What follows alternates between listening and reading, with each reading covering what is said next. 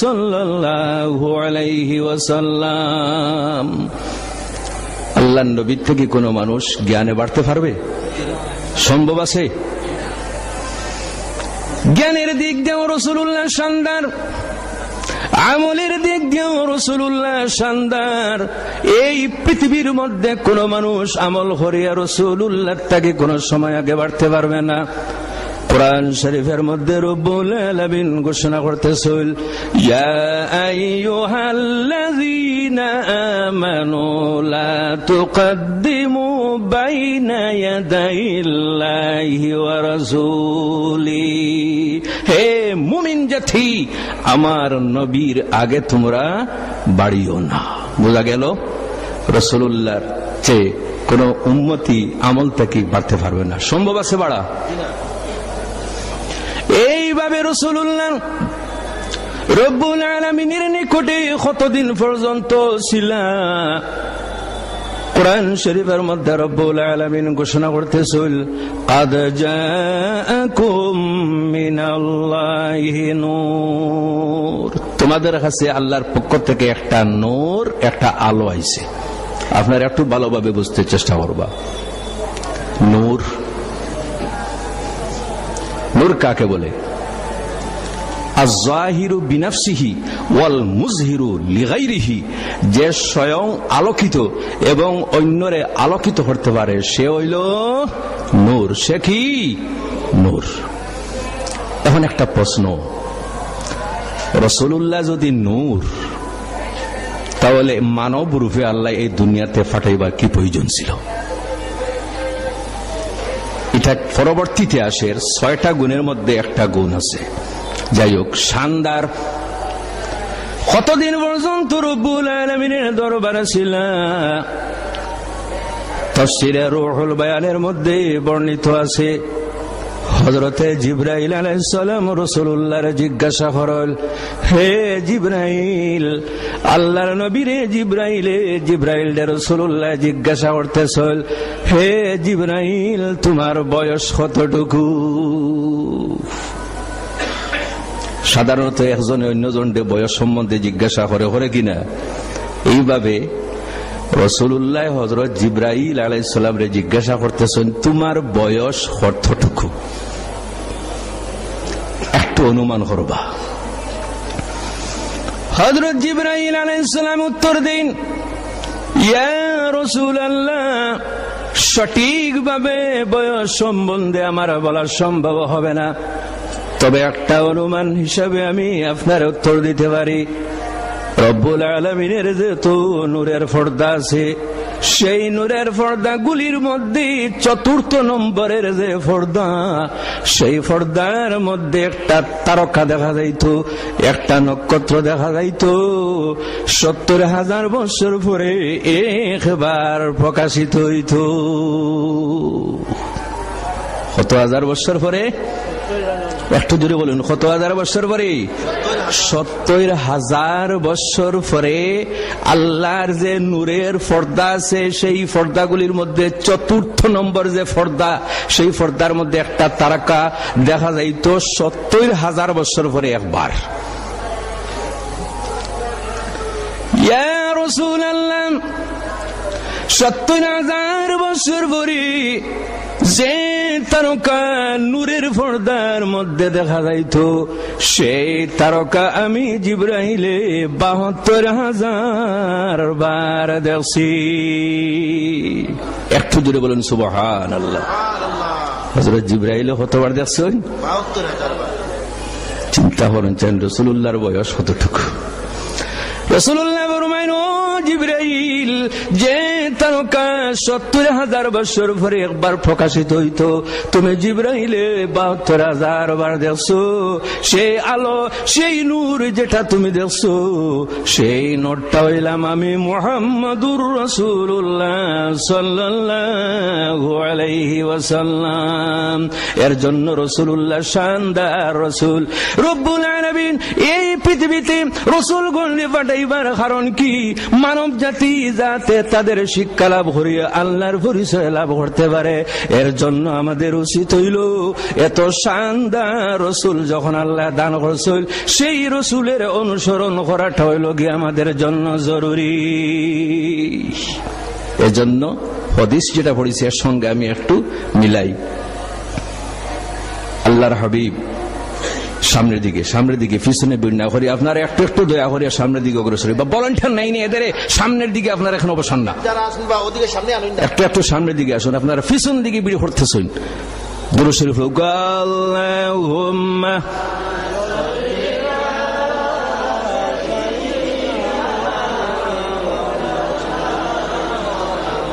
ওয়া আলা আলি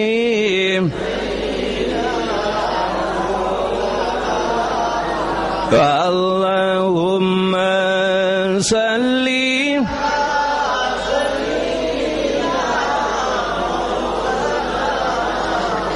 ওয়া আলা আলি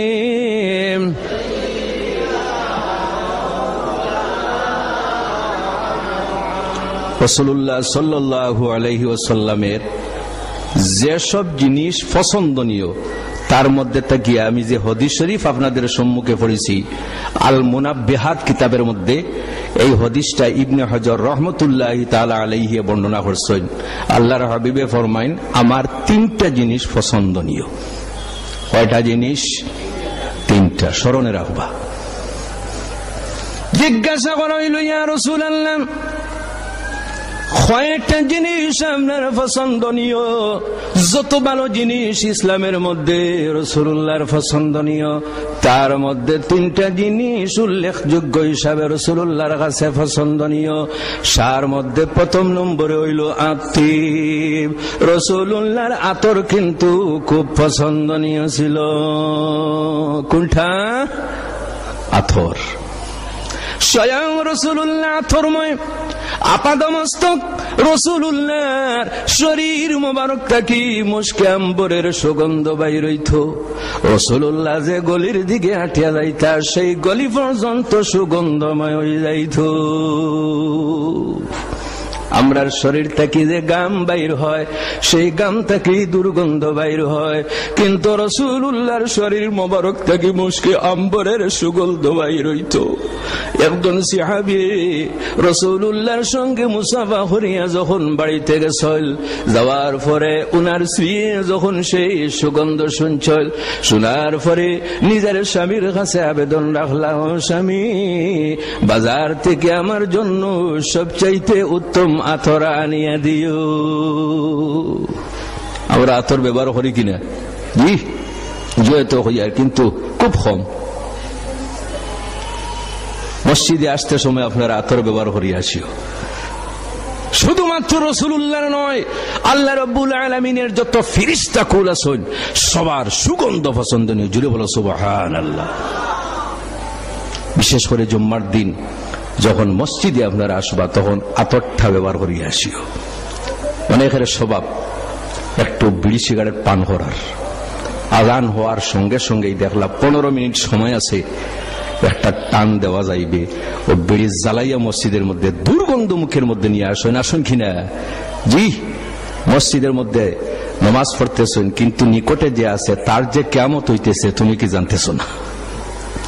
এর জন্য আল্লাহর হাবিবের ইরশাদ, তোমরা যখন মসজিদের মধ্যে প্রবেশ করবে, মান আকালা মিন হাযিহি শাজারাতিল মুনতানাতি ফালা ইয়াকরুবান্না মুসাল্লানা। রাসূলুল্লাহর ইরশাদ, যখন তোমরা মসজিদের দিকে যাইবা অথবা ঈদগাহের দিকে যাইবা, তখন দুর্গন্ধ জিনিস তোমরা ভক্ষণ করিয়া যাইও না। কারণ এই দুর্গন্ধ জিনিসের মাধ্যমে যেভাবে মানুষে কষ্ট পায়, ফা ইন্নাল মালাইকাতা তাতাআযা মিনহু, এইভাবে আল্লাহর ফেরেশতাগণও দুর্গন্ধের মাধ্যমে কষ্ট পায়। গতিকে মসজিদে আসতে সময় খাসা রসুন, খাসা পিঁয়াজ এবং দুর্গন্ধযুক্ত জিনিস খাইয়া আসাটা হইল কি মাকরুহ। কি একটু জোরে বলেন কি? গতিকে আজান হওয়ার সঙ্গে সঙ্গে যদি দেখো 15-20 মিনিট আছে, আল্লাহকে ওয়াস্তে বিড়িটা জ্বালাইয়া মুখটা দুর্গন্ধময় করিয়া মসজিদে প্রবেশ করবা না। রাসূলুল্লাহর আতর পছন্দনীয় ছিল, যেদিকে হাঁটিয়া যাইতা সমস্ত গলি সমস্ত রাস্তা সুগন্ধময় হয়ে যাইত। এই সাহাবার স্ত্রী নিবেদন করলেন, আমার আদরের স্বামী, আপনি মার্কেট থেকে সবচাইতে দামি আতর আমার জন্য আপনি আনিয়া দিও। সবচাইতে দামি আতর নিয়ে বিবির কাছে দিয়া দিলা। বিবি এসে আতর সঙ্গেলা, সঙ্গার পরে নিজের স্বামীর কাছে আবার আবেদন রাখলাম, গো স্বামী, এই আতর নয়, যে আতরের সুগন্ধ আপনার হাতের মধ্যে আছে সেই আতরটা কিন্তু আমার লাগে। আতরের স্বামী বললা, ও আদরের স্বামী, আমি কোন দুনিয়ার আতর আমার হাতের মধ্যে লাগাই না, আমি দুনিয়ার কোন সুগন্ধ আমার হাতের মধ্যে লাগাই না। আমি রাসূলুল্লাহর সঙ্গে একবার মুসাফা করার কারণে আমার হাতের মধ্যে আমার গোটা শরীরের মধ্যে মুশকে আঙ্গুরের সুগন্ধ সুগন্ধিত হয়ে গেছে। এর জন্য ইঙ্গিত, পরিষ্কার পরিচ্ছন্নতা হল ইমানের অঙ্গ। আল্লাহর হাবিবের গাম মোবারক থেকে মুশকে আম্বরের সুগন্ধ বাইর হইত। হযরতে উম্মে সুলাইম রাদিয়াল্লাহু তাআলা আনহার বিছানায় রাসূলুল্লাহ শায়িত। আল্লাহর নবী ঘুমন্ত অবস্থায়, জানিয়া রাখিও আমার ভাইয়েরা, আমাদের ঘুম এবং নবীগণের ঘুমের মধ্যে বেশ কম আছে। আমরা যখন ঘুমাই তখন আমাদের ওযু নষ্ট হয়ে যায়, কিন্তু আম্বিয়া কিরাম যখন ঘুমায় তখন তাদের ওযু কোনো সময় নষ্ট হয় না। ইন্না আইনা তানামান ওয়ালা ইয়ানামু কলবি, বুখারী শরীফের হাদিস। রাসূলুল্লাহ ফরমাইল, আমি যখন ঘুমাই শুধুমাত্র আমার চক্ষুটা ঘুমায়, আমার অন্তর কোনো সময় ঘুমায় না। আর মানুষ যখন ঘুমায় তখন চক্ষুর সাথে সাথে মানুষের অন্তর পর্যন্ত ঘুমাই যায়। এর জন্য আমাদের এবং নবীগণের মধ্যে বেশ মিল, আমরা যখন ঘুমাই তখন আমাদের ওযু নষ্ট হয়ে যায়, আর আম্বিয়া কিরামগণ যখন ঘুমায় তখন তাদের ওযু কোনো সময় নষ্ট হয় না। এর জন্য আল্লাহ নবীগণের মর্যাদা মানুষ তাকিয়া, সাধারণ মানুষ তাকিয়া অনেক অনেক অনেক গুণ বেশি আল্লাহ রাখছেন। জোরে বলো সুবহানাল্লাহ। যাই হোক, তো হযরতে উম্মে সুলাইম রাদিয়াল্লাহু তাআলা আনহুর ঘরের মধ্যে রাসূলুল্লাহ শায়িত, একটু আরাম করতেছে। সেই অবস্থায় দেখা যায় হযরতে উম্মে সুলাইম রাদিয়াল্লাহু তাআলা আনহা রাসূলুল্লাহর গাম মোবারক তাকিয়া পুষিয়া পুষিয়া শিশির মধ্যে গাম মোবারক ভরতেছিল। রাসূলুল্লাহ জাগ্রত হওয়ার পরে জিজ্ঞাসা করলেন, হে উম্মে সুলাইম, আমার গাম তোমার শিশির মধ্যে কি কারণে তুমি ভরতেছো? উম্মে সুলাইম উত্তর দেন, ইয়া রাসূলুল্লাহ, আমার বাড়ির মধ্যে যে আতর আছে সেই আতরের সঙ্গে আমি রাসূলুল্লাহর গাম মোবারক মিলাইয়া আমি রাখবো। আমি যখন মারা যাইব, মারা যাওয়ার আগে আমি ওসিয়ত করিয়া যাইব, আমার যখন তোমরা গোসল দিয়া কাফন দিয়া আবৃত করবাই, আমার কাফনের মধ্যে রাসূলুল্লাহর আতর মোবারক, রাসূলুল্লাহর গাম মোবারক তোমরা ছিটাইয়া দিও। আমার পেশানির মধ্যে, আমার সুইদার লাগার মধ্যে রাসূলুল্লাহর গাম মোবারক তোমরা লাগাইয়া দিও। যখন খবরে আমারে রাখি আইবা, ফেরেশতা কাপড় খুলার পরে যখন রাসূলুল্লাহর গাম মোবারকের সুগন্ধ পাইবা, তখন রাসূলুল্লাহর গাম মোবারকের কারণে আমারে ফেরেশতায় কবরের মধ্যে মায়া করিলাইবা। এর জন্য আল্লাহর নবী আপাদমস্তক সুগন্ধিত। জুড়ে বলো সুবহানাল্লাহ। একজন মেয়ে লোক রাসূলুল্লাহর নিকটে উপস্থিত হয়ে জিজ্ঞাসা করতেছেন, ইয়া রাসূলুল্লাহ, আমার মেয়ের বিবাহের তারিখটা নির্দিষ্ট হয়ে গেছে, আমি আপনার কাছে উপস্থিত হয়েছি, আপনি আমার মেয়ের গিফট হিসাবে কি দান করবা? বর্তমান যুগে তো মানুষের ডিমান্ড করে কিনা, অমুক জিনিস দেওয়া লাগবে, অমুক জিনিস দেওয়া লাগবে, টিভি দেওয়া লাগবে, ফ্রিজ দেওয়া লাগবে, গাড়ি দেওয়া লাগবে, এই দেওয়া লাগবে, সেই দেওয়া লাগবে, ডিমান্ড করে কিনা? এইভাবে ডিমান্ড করিয়া গ্রহণ করাটা কিন্তু জায়েজ নয়। এই মেয়ে লোক রাসূলুল্লাহর কাছে নিবেদন করতেছেন, ইয়া রাসূলুল্লাহ, আমার মেয়ের বিবাহ, একটা জিনিসের কিন্তু আমার অভাব, আমি বাজারে কোনো আতর পাইছি না, আপনি আমার একটু আতর দিয়া দিই। রাসূলুল্লাহ নিজের শরীর মোবারক থেকে সামান্য আতর শিশির মধ্যে বরিয়া দিয়া হইলা লইয়া যাও গো। রাসূলুল্লাহর গাম মুবারক পৃথিবীর মধ্যে সবচাইতে উত্তম আতর। তোমার মেয়ের বিবাহের মধ্যে এই আতরটা দিয়া দিও। এই আতর যদি থাকে তাহলে তোমার ঘরের মধ্যে থাকে কোনো সময় বরকত দূর হইবে না। এর জন্য আল্লাহর হাবিবের পছন্দনীয় জিনিসের মধ্যে একটা জিনিস হইল আতর। স্মরণ থাকবে আপনাদের, আতর, সেন্ট এবং এইভাবে যত জিনিস আছে এগুলির মধ্যে স্পিরিট থাকে যেগুলা মুকরু, এজন্য আতর। সংক্ষিপ্ত ভাবে আমার টাইমের ভিতরে আমি আপনাদের সম্মুখে রাখবো। 2 নম্বরের জিনিস হইল রাসূলুল্লাহ ফরমায়েন প্রথম নম্বরের জিনিস হইল আমার কাছে আতর পছন্দনীয়। 2 নম্বরের জিনিসটা হইল নারী সমাজ আমার অত্যন্ত আদরের।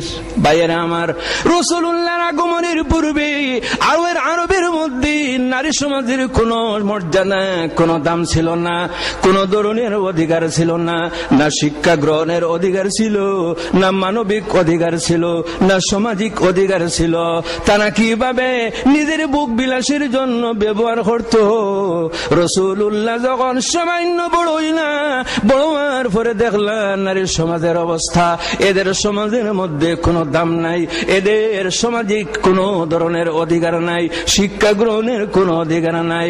আল্লাহর নবী সর্বপ্রথম বাধা দিলা, ও আরবের মানুষেরা, যে নারী সমাজের উপর অত্যন্ত অত্যাচার তোমরা করতেছো, সেই নারী সমাজ তো মায়ের জাতি, এজন্য তাদের অধিকার আমাদের দিতে লাগবে। পৃথিবীর মধ্যে যে ধর্ম সর্বপ্রথম নারীর অধিকার নিয়ে আলোচনা করছে, নারীর অধিকার প্রতিষ্ঠিত করছে, সেই ধর্মটির নাম হইল দ্বীন ইসলাম। কোন ধর্ম? দ্বীন ইসলাম। আরবের মধ্যে একটা প্রথা ছিল, যদি কোনো ঘরের মধ্যে কোনো মেয়ে সন্তানের জন্ম হয়, সঙ্গে সঙ্গে এই মেয়ে সন্তান দফন করা হয়ে যেত, কারণ এরে তারা অভিশপ্ত মনে করত। এইভাবে একটা কবরস্থান এখন পর্যন্ত সেই মক্কা শরীফের মধ্যে আছে। আপনি যখন বিন লাদেন মসজিদের দিকে যাইবা, ব্রিজের উপর যখন উঠিবা, উঠার পরেও ডাইন দিকে ব্রিজের নিচে যে জায়গাটি আছে, সেই জায়গাটি জীবিত জিন্দা কবরস্থান নামে পরিচিত।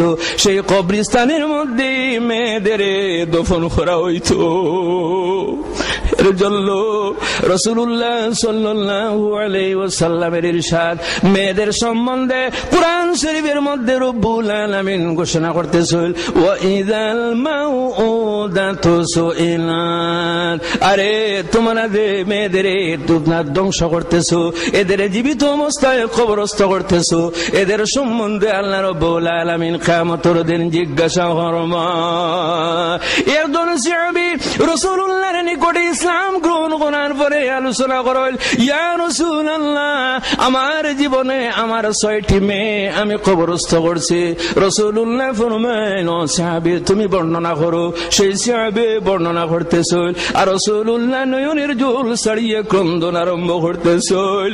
সেই সাহাবী বর্ণনা করতেছিল, সাহাবীর নাম হইল হযরতে কায়েস।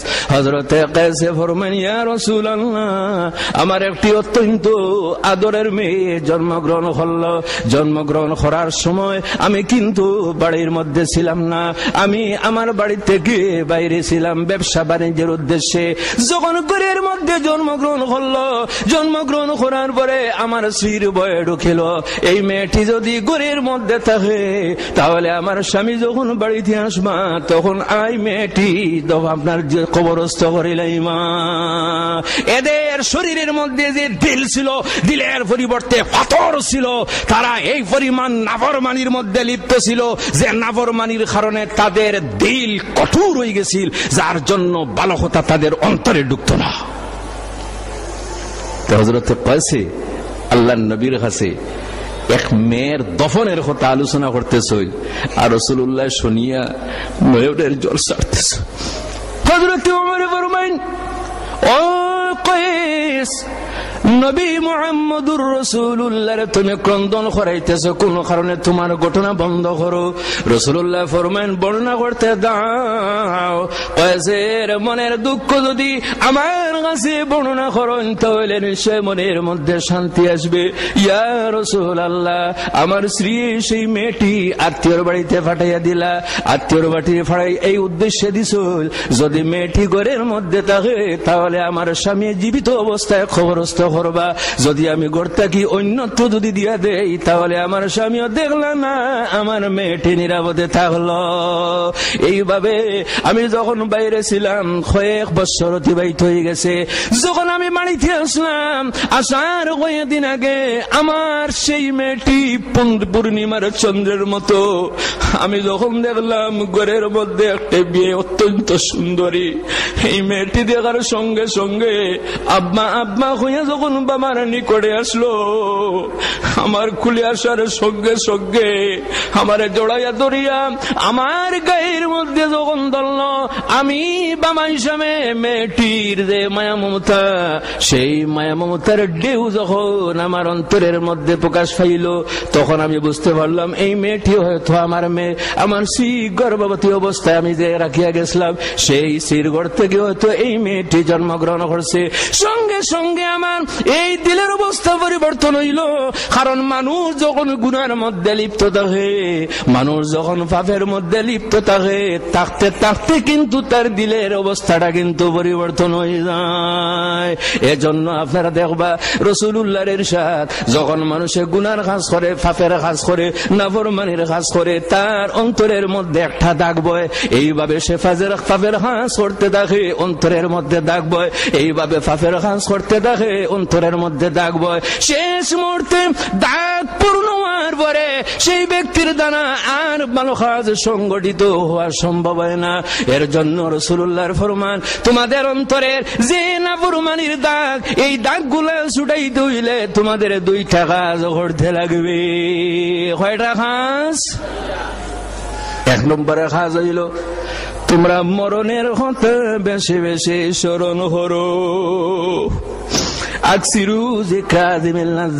মরণের কথা তোমরা বেশি বেশি স্মরণ করো।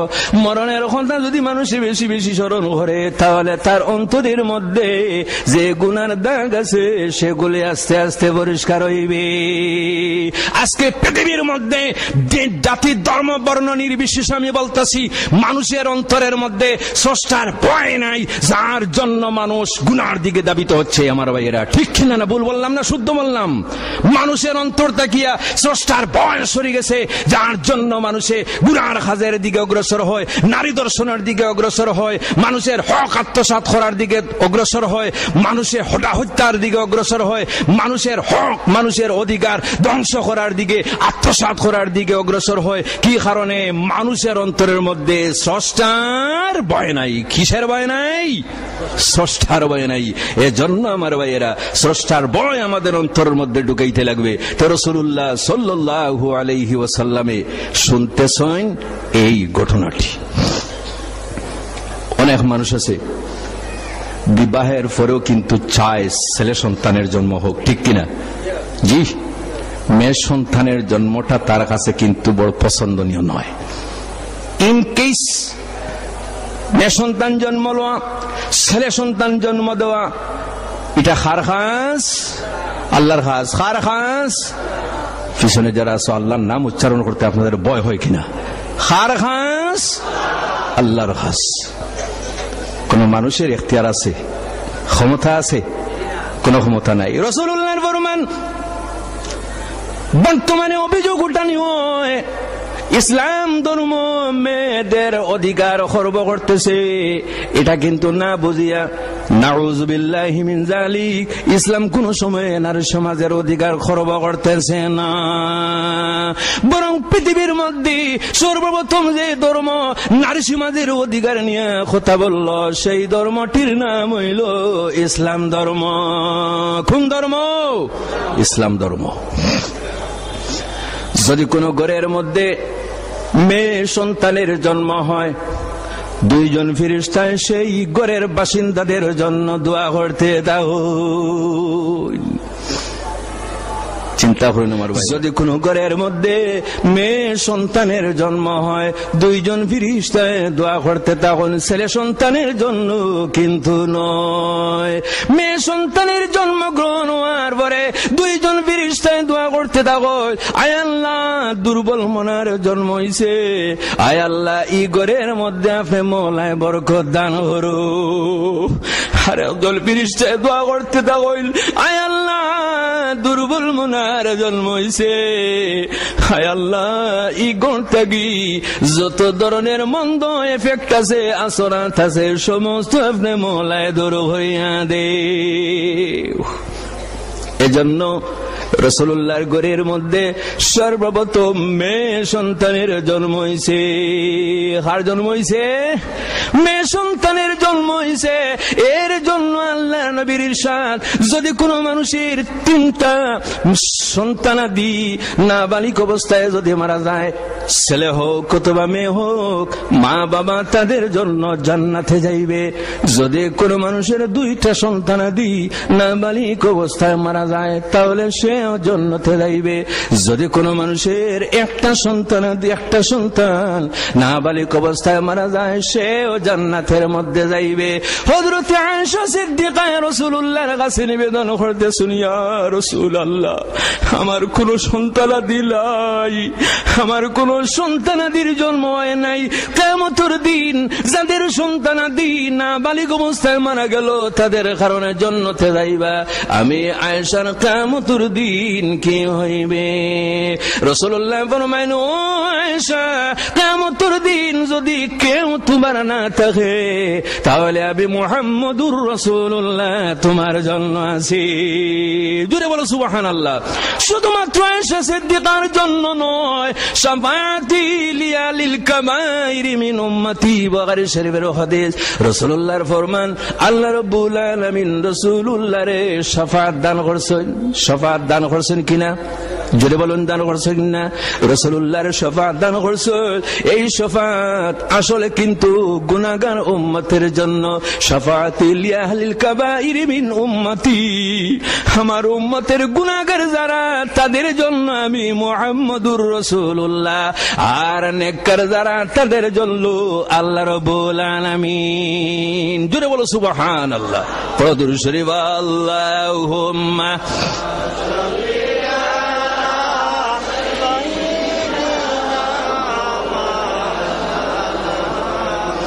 وعلى آله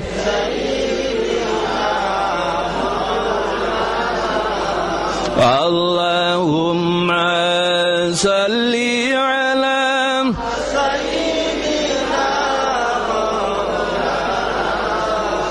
وعلى آله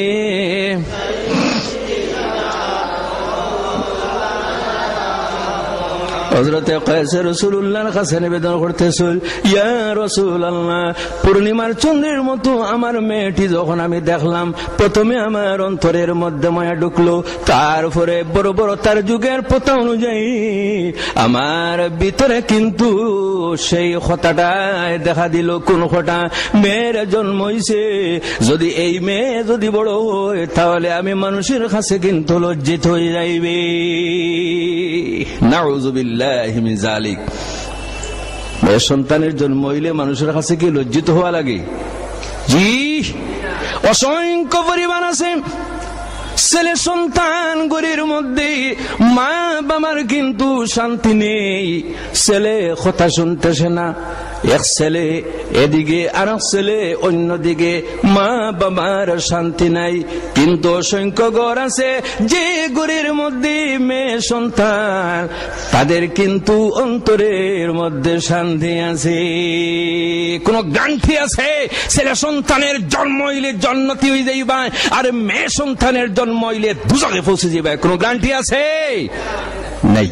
এজন্য ছেলে হোক মেয়ে হোক, আল্লাহর দেওয়া দন, আল্লাহ যদি দান করেন তাহলে আনন্দ চিত্তে স্বাগত জানাইও এবং আল্লাহর নিয়ামত হিসাবে গ্রহণ করিও, আল্লাহ বরকত দিবে। রাসূলুল্লাহ শুনতেছেন, ইয়া রাসূলুল্লাহ, আমার মেয়েটিরে আমি আত্মীয়র বাড়িতে নেওয়ার বাহানায় বাড়ি থেকে আমি বাইরে হলাম।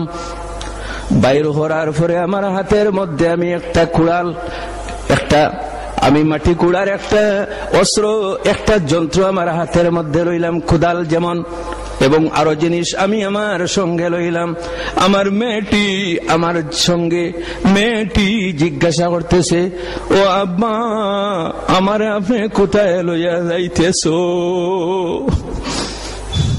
আমার মেয়েটির আমি উত্তর দিলাম, আত্মীয় বাড়িতে তোমার নিয়ে লইয়া যাইতেছি।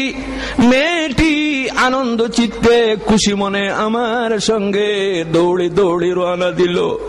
মা বাবার সঙ্গে ছোট ছোট বাচ্চারা যখন কোন আত্মীয় বাড়ির যাওয়ার খবর পায় তখন অত্যন্ত আনন্দিত হইয়া মা বাবার সঙ্গে যায় কিনা? ইয়া রাসূলুল্লাহ, আমার মেয়েটি আমার সঙ্গে দৌড়ে দৌড়িয়া রওনা দিল। যখন সাধারণ রাস্তা ছাড়িয়া যখন আমি জঙ্গলের দিকে গেলাম, জঙ্গলের দিকে যাওয়ার সময় মেয়েটি আমার জিজ্ঞাসা হলো, আব্বা, আপনি আমার জঙ্গলের দিকে কি এখানে লইয়া যাইতেছেন? ফাঁসান দিল, তবুও কিন্তু আমার অন্তরের মধ্যে মায়াটা ঢুকলো না।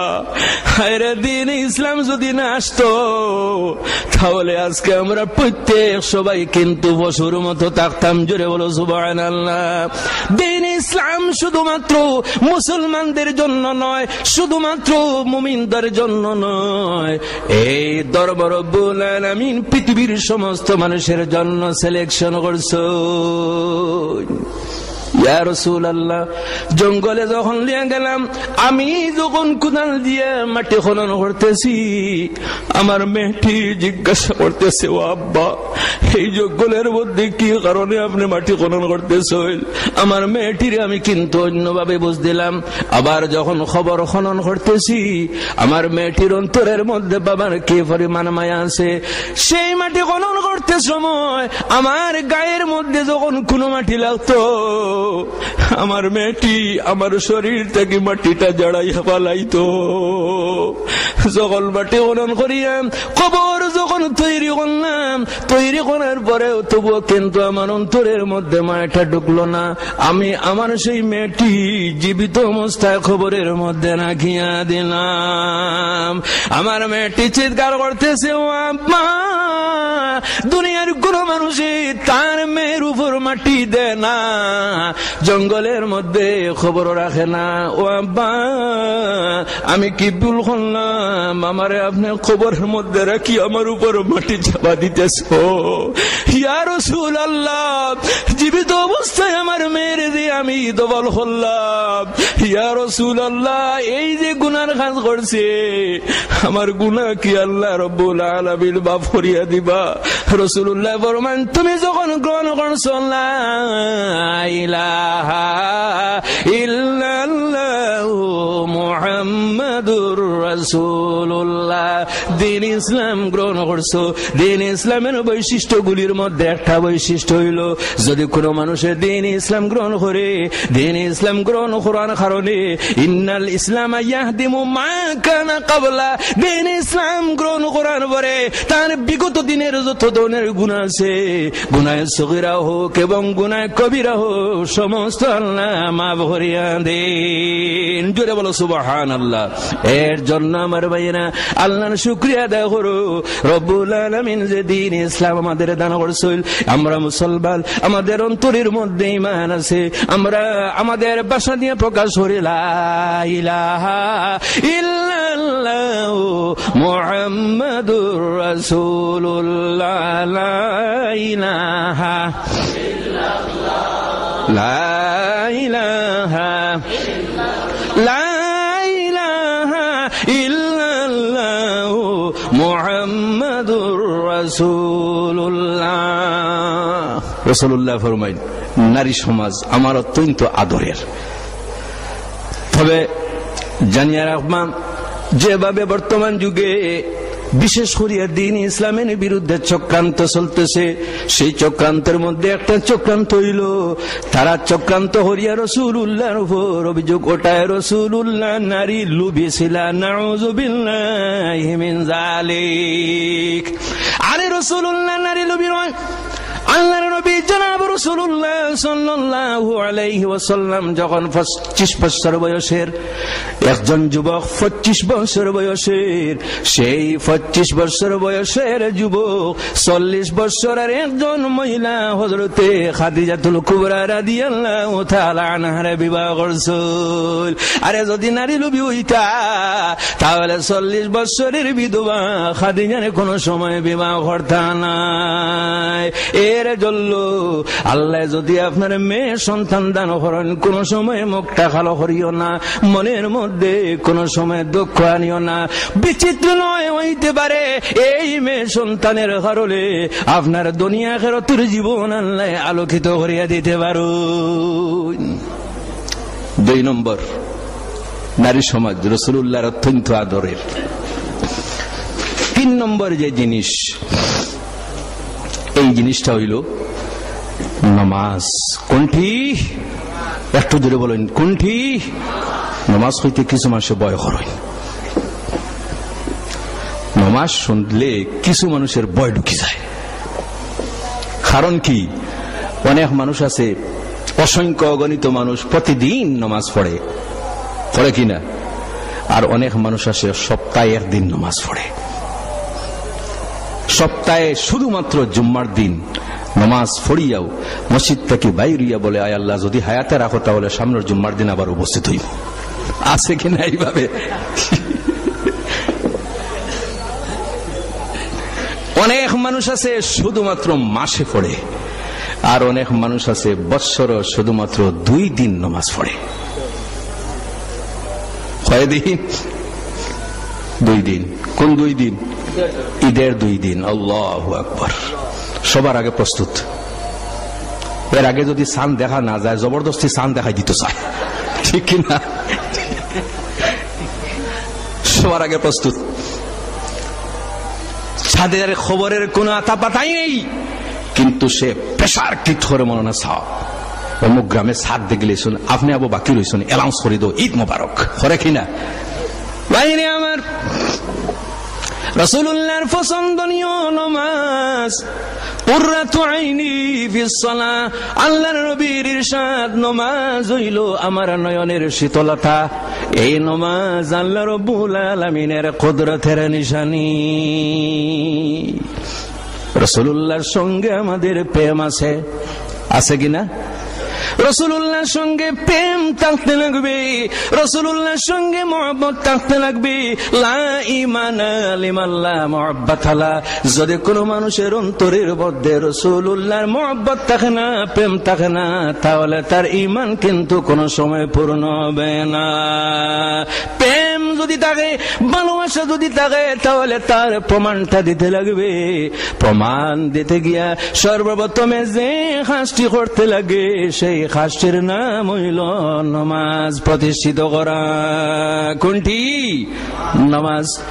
আমার ভাইয়েরা, রাসূলুল্লাহর পছন্দনীয়, আল্লাহর পছন্দনীয় রাসূলুল্লাহ সাল্লাল্লাহু আলাইহি ওয়াসাল্লামে আল্লাহর নবী যখন মেরাজ গমন করছিলেন, মেরাজ যাইতে সময় কোন ফেরেশতারা রাসূলুল্লাহ যখন সিজদার মধ্যে ইবাদত করতেছিল, কোন ফেরেশতারা দেখতেছিল দাঁড়াইয়া ইবাদত করতেছিল, কোন ফেরেশতারা দেখতেছিল দুয়ার মধ্যে আছিল, কোন ফেরেশতারা দেখতেছিল তাসবিহ তাহলিল করতেছিল, কোন ফেরেশতারা দেখতেছিল রুকুর অবস্থায় আল্লাহর নাম উচ্চারণ করতেছিল, কোন ফেরেশতা সিজদার অবস্থায় আল্লাহর নাম উচ্চারণ করতেছিল।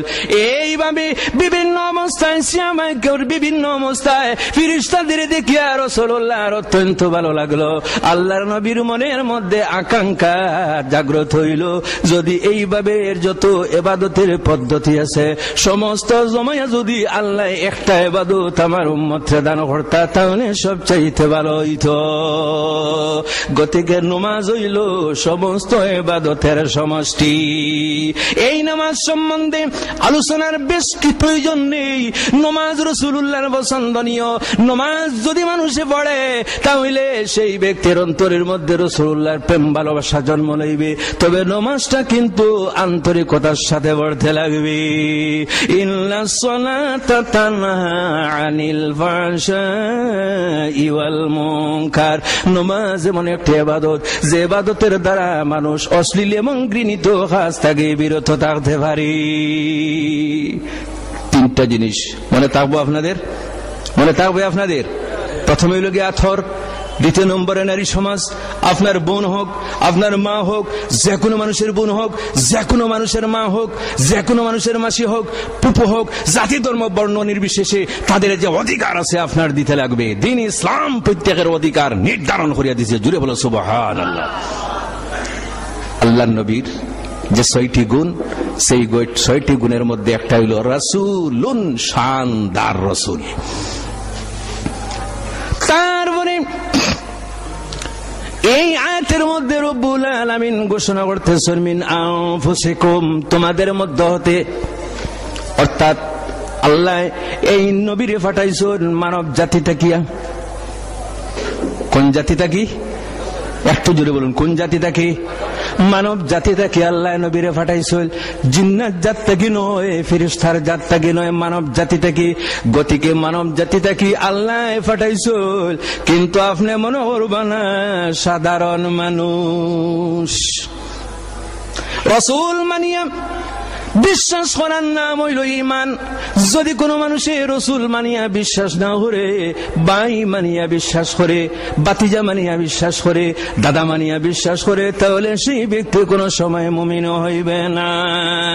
রাসূল মানিয়া বিশ্বাস করতে লাগবে। মানুষের মধ্যে থাকি দান করায় গোটা মানব জাতির জন্য গৌরব। রাসূলুল্লাহ যেমন মানব জাতির মধ্যে আল্লাহ দান করছেন, নূর হিসাবে যদি আল্লাহ পাঠাইতা তাহলে এই নূরের কোনো মানুষে অনুসরণ করা সম্ভব নয়। গতিকে আল্লাহ মানব জাতির মধ্য হতে রাসূলুল্লাহরে আল্লাহ পাঠাইছেন যাতে মানুষে রাসূলুল্লাহর অনুসরণ করতে পারে। আল্লাহর নবী কিভাবে খাওয়া দাওয়া করতেছেন মানুষে অনুসরণ করতে পারে। রাসূলুল্লাহ কিভাবে ইবাদত বন্দেগী করতেছেন মানুষ যাতে অনুসরণ করতে পারে। রাসূলুল্লাহ কিভাবে মসজিদের মধ্যে গিয়া ইমামতি করতেছো করল মানুষে যাতে অনুসরণ করতে পারে। রাসূলুল্লাহ কিভাবে কথাবার্তা করল সেই কথাবার্তার নিয়ম নীতি কি মানুষে যাতে অনুসরণ করতে পারল। মানুষে অনুসরণ করার জন্য মানব আকৃতিতে রাসূলুল্লাহ এই পৃথিবীর মধ্যে পাঠাইছেন। তবে সাধারণ মানুষ নয়। সাধারণ মানুষ এবং নবীগণের মধ্যে 28 ধরনের ব্যবধান আছে। জুড়ে বলো সুবহানাল্লাহ। কত ধরনের ব্যবধান? 28 ধরনের ব্যবধান আছে। তার মধ্যে একটা হইল আমার ভাইয়েরা জানিয়ে রাখিও, আল্লাহর নবী যারা আল্লাহর বর্ণিত আল্লাহর সিলেকশন, সাধারণ মানুষ কোন সময় শক্তির দ্বারা ইবাদতের দ্বারা নবুয়ত লাভ করতে পারে না। আর আল্লাহ রাব্বুল আলামিন জানেন নবুয়ত দান হরুল। এর জন্য আমার বুজুর্গগণ মিন আনফুসিকুম, মানুষের মধ্য হতে একটা উদাহরণ আমি আপনাদের সম্মুখে আমি পেশ করি। অনেক মানুষে মনে করতে পারে রাসূলুল্লাহ যখন মানুষ, আমরাও মানুষ। রাসূলুল্লাহ মানুষ, আমরাও মানুষ। রাসূলুল্লাহর 2টি চক্ষু আছে, আমাদের 2টি চক্ষু আছে। রাসূলুল্লাহর 2টি হাত আছে, আমাদের 2টি হাত আছে। রাসূলুল্লাহর 2টি পা আছে, আমাদের 2টি পা আছে। তাহলে রাসূলুল্লাহ এবং আমাদের মধ্যে বেশ কম কোনটা রইল? মায়েরা আমার, মানব আকৃতিতে আল্লাহ বানাইছেন, কিন্তু রাসূলুল্লাহ মানুষ, সাধারণ মানুষ নয়। আমি এর আগে আলোচনা করছি আল্লাহর নবী জনাব রাসূলুল্লাহ সাল্লাল্লাহু আলাইহি ওয়াসাল্লামের উপর 6 ওয়াক্তের নামাজ ফরজ আছিল, আর আমাদের জন্য 5 ওয়াক্তের নামাজ ফরজ। রাসূলুল্লাহর জন্য 6 ওয়াক্তের নামাজ ফরজ। তাহাজ্জুদের নামাজ রাসূলুল্লাহ জন্য ফরজ ছিল, আমাদের জন্য 5 ওয়াক্তের নামাজ ফরজ। আমার ভাইরা, আল মিন আনফুসিকুম, তোমাদের মধ্য হতে, মিন আনফাসিকুম ফের উপর জবর দেওয়া পড়া যায়। গতিকে মানুষের মধ্য হতে আল্লাহ নবী দুনিয়ার মধ্যে পাঠাইয়া গোটা মানব জাতির আল্লাহ গৌরবময় করিয়া দিছেন। জোরে বলো সুবহানাল্লাহ। আজিজুন আলাইহি মা আনিতুম, 3 নম্বর যে গুণ, সেই গুণটা হইল উম্মতে যদি কোনো দুঃখ পায়, রাসূলুল্লাহর দুঃখ লাগে, উম্মতের ব্যথায় নবীজি ব্যথিত হল, উম্মতের মঙ্গল কামনাকারী, উম্মতের হিতাকাঙ্ক্ষী, সারা জীবন রাসূলুল্লাহ উম্মতের চিন্তা হরিয়া গেছল। মার গর্ভে থাকি জন্মগ্রহণ করছল। এই মাসটা হইল রবিউল আউয়ালের মাস। কোন মাস? রবিউল আউয়ালের মাস। এই আসার সঙ্গে সঙ্গে মুমিন যারা তাদের অন্তরের মধ্যে আনন্দের পরিবেশ তৈরি হয়ে যায়, কারণ এই মাসের মধ্যে উম্মতের কান্ডারি মানবতার মুক্তির দিশারি মুহাম্মদুর রাসূলুল্লাহ সাল্লাল্লাহু আলাইহি ওয়াসাল্লামের জন্ম, যার জন্য গোটা মানব জাতির জন্য গৌরব। আল্লাহ নবীর জন্মের কারণে রব্বুল আলামিন খুশি, আল্লাহর ফেরেশতা খুশি, পৃথিবীর যত প্রাণীকুল সমস্ত খুশি, কিন্তু একটা খুশ হইল না, একটা কিন্তু নারাজ রয়েছে। কোনটা? ইবলিস। কোনটা? ইবলিস। রাসূলুল্লাহর জন্মের কারণে আল্লাহ রাব্বুল আলামিনের গোটা আল্লাহই খুশি, কিন্তু একটা খুশ হইল না, তার নাম ইবলিস। 3 দিন ইবলিস খুব বেশি ক্রন্দন করছে। কয়দিন? 3 দিন। একদিন হইল যখন সূরা ফাতিহা আল্লাহ নাজিল করছেন, সেই সূরা ফাতিহার সঙ্গে 70,000 ফেরেশতা ছিল। জোরে বলো সুবহানাল্লাহ।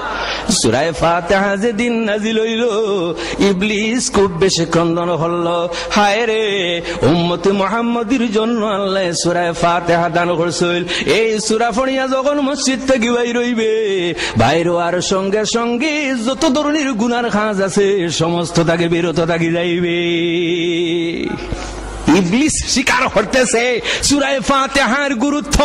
যখন মানুষে সূরা ফাতিহা পড়িয়া শুনিয়া মসজিদ থেকে বাইর হইবে, তখন মানুষ সংশোধন হয়ে যাইবে।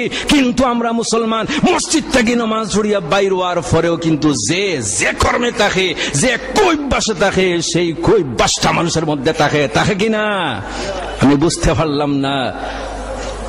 মানুষের দোষ সূরা ফাতিহার এবং নামাজের তো দোষ নয়। জি, অনেক মসজিদ আছে নামাজ পড়ার পরে শত শত মানুষ মসজিদে প্রবেশ করে, অনেক মানুষে তাড়াহুড়ার মাধ্যমে তার চপ্পলটাও স্যান্ডেলটাও জুতাটাও বাইরে রাখিয়া যায়। নামাজ পড়ার পরেও দেখা যায় চপ্পল নাই, স্যান্ডেল নাই, জুতা নাই। হয় কিনা আমার ভাইয়েরা? বুঝতে পারলাম না। নমাজি সুর হইল না, সুর নমাজি হয়ে গেছে। জি, নমাজি তো কোনোদিন চোর হইবে না, সম্ভব আছে? আন্তরিকতার সাথে যদি কোনো মানুষের নামাজ পড়ে তাহলে এইভাবে আর খাস করবে না। নমাজির বেশ ধারণ করে লিখছে চুর। গতিকে আমার ভাইরা, আন্তরিকতার সাথে নামাজ পড়ার প্রয়োজন আছে। যাই হোক, কি আলোচনা করতেছিলাম? জি না, এর আগে কি আলোচনা করতেছিলাম? 6টা গুণ। সেই 6টা গুণের মধ্যে রাসূলুল্লাহ উম্মতের দুঃখে দুঃখিত, রাসূলুল্লাহ উম্মতের চিন্তায় চিন্তিত হল। এই যে শয়তান ইবলিস 3 দিন সবচাইতে বেশি ক্রন্দন হল। একদিন সূরা ফাতিহা যখন অবতীর্ণ হইল, সেই দিন শয়তান খুব বেশি ক্রন্দন করছে। আর একদিন ইবলিস হিনা লুইনা, যেদিন সে অভিশপ্ত হইল, আল্লাহর দরবার থেকে যখন বহিষ্কৃত হইল, অভিশপ্ত হইল, সেই দিন খুব বেশি ক্রন্দন হল। আর কোন দিন ক্রন্দন হল? যেদিন মুহাম্মদুর রাসূলুল্লাহ সাল্লাল্লাহু আলাইহি ওয়াসাল্লামের জন্ম হইল। কারণ শয়তান বুঝতে পারল নবীজির জন্ম হয়ে গেছে, আমার কৃতিত্ব কিন্তু পৃথিবীর মধ্যে আর চলবে না। নবীজির জন্ম হয়েছে, শিরক কুফরি কিন্তু দুনিয়ার থেকে বিদায় নিবে। নবীজির জন্ম হয়েছে কোন ধরনের গুনার হাতের দিকে, এই নবী দিকে যাইবা, মানুষদের বুঝাইবা, মানুষ সঙ্গে সঙ্গে তার অনুগত হয়ে যাইবা।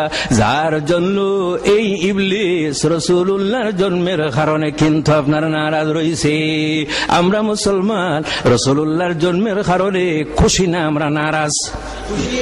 জোরে বলুন, খুশি না নারাজ? আমরা খুশি এর জন্য আল্লাহ নবীর কারণে দুনিয়ার মধ্যে হাজার হাজার মানুষ হেদায়েত প্রাপ্ত হয়েছিল। দোয়া করো আয় নবীজির কারণে যাতে দুনিয়া আখিরাতের জীবনটা আমাদের আলোকিত হয়ে যায়। নবীজি কি পরিমাণ উম্মতের জন্য দুঃখী, সমস্ত মানুষ পৃথিবীর মধ্যে জন্মগ্রহণ যখন করে তখন ক্রন্দন করি করিয়া জন্মগ্রহণ করে, কিন্তু রাসূলুল্লাহর যখন জন্ম হইছে গোটা উম্মতের ক্রন্দনরত মানুষ সমস্তরে হাসাইয়া হাসাইয়া জন্মগ্রহণ করছে। যত মানুষ পৃথিবীতে জন্মগ্রহণ করে, জন্মগ্রহণ করার পরে নিজের চিন্তায় চিন্তিত থাকে, সে ক্রন্দন করে, কিন্তু রাসূলুল্লাহ যখন পৃথিবীতে আগমন করলা, মার গর্ভে থাকি যখন এই পৃথিবীতে আসলা, আসার পরে সিজদার অবস্থা রাসূলুল্লাহ আসমানের দিকে মুখমণ্ডল উত্তোলন করিয়া আল্লাহর দরবারে নিবেদন করতেছিল, রব্বি হাবলি উম্মতি, হায় আল্লাহ আমার গুনাহগার উম্মত যারা আছেন তাদের মওলা মাফ করিয়া দে। হায় রে উম্মত, যে নবী জন্মের পরেও উম্মতের চিন্তায় চিন্তিত, যে নবী মসজিদের মধ্যে যাওয়ার পরে উম্মতের চিন্তায় চিন্তিত, যে নবী ঘরের মধ্যে এক আয়াত পড়িয়া সমস্ত রাত্রি অতিবাহিত করতাম। কিতাবের মিশকাত শরীফের হাদিসের মধ্যে বর্ণিত, কোরআন শরীফের মধ্যে একটি আয়াত আছে, ইন তুআযিবুহুম ফাইন্নাহুম ইবাদুক ওয়া ইন তাগফির লাহুম ফাইন্নাকা আনতাল গফুরুর রহিম। এই আয়াতটি পড়ি পড়ি রাসূলুল্লাহ সমস্ত রাত্রি অতিবাহিত করিলাইতা। এর অর্থ হইল, আয় আল্লাহ আপনি যদি আমার উম্মতকে আযাব দেও তাহলে আপনি মওলা গফুরুর রহিম। হায় আল্লাহ আপনি যদি মাফ করিয়া দেও তাহলে আপনার কোনো মানুষে জিজ্ঞাসা করবে আল্লাহ।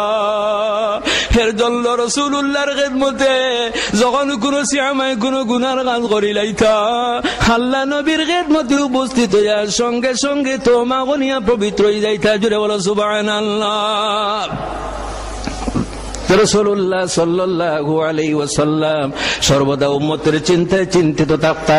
যখন আল্লাহর হাবিবের ইন্তেকাল হইল, আল্লাহর নবীর যখন ওফাত হইল, ওফাত হওয়ার পরে যখন রাসূলুল্লাহর কবরে রাখলা, কবরে রাখার পরে হযরত আব্দুল্লাহ বিন আব্বাস রাদিয়াল্লাহু তাআলা আনহু দেখতেছেন রাসূলুল্লাহর ঠোঁট মোবারক লড়াচড়া করতেছে।